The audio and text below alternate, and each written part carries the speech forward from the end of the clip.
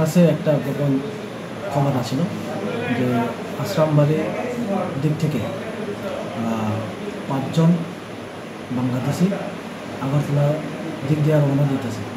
তো এই খবর পাওয়ার লগের সঙ্গে সঙ্গে আমি অঞ্জিতি নাকাতে আছি। তো নাকাতে গাড়ি তারে স্টপ করছে।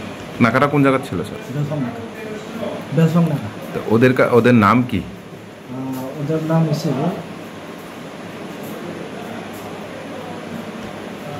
বাবলু দাস, লুতন দাস, পঙ্কজ সরকার, নিকলু সরকার আর রূপন দাস। বাড়ি কোথায় তাদের? তার বাড়ির খাদিরপুর, খালিজোড়া, মেট্রো করা। এরা ধরার পরে ওরা কোথায় যাওয়ার উদ্দেশ্য ছিল ওদের? শান্তির বাজার, মরিপুর। প্রাথমিকভাবে কি বলেছে ওরা, কেন এসেছে ভারতে? তারা এখন কিছু তো বলেনি, এখন ইনভেস্টিগেশন চলছে। তো ওদের কাছ থেকে কোনো কিছু পেয়েছেন? বাংলাদেশি কারেন্সি, ইন্ডিয়ান কারেন্সি, কত? Bangladeshi I card. কয়জনে আই কার্ড পেয়েছেন? 2 জনে। তো বাংলাদেশি কারেন্সি কত ছিল স্যার? বাংলাদেশি কারেন্সি আছে 360 টাকা। আর ইন্ডিয়ান কারেন্সি?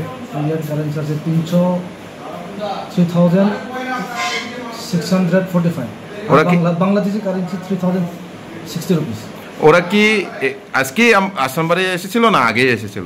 আজকে সকাল 10টার দিকে রওনা দিয়েছি বলে তারা বাংলাদেশ থেকে।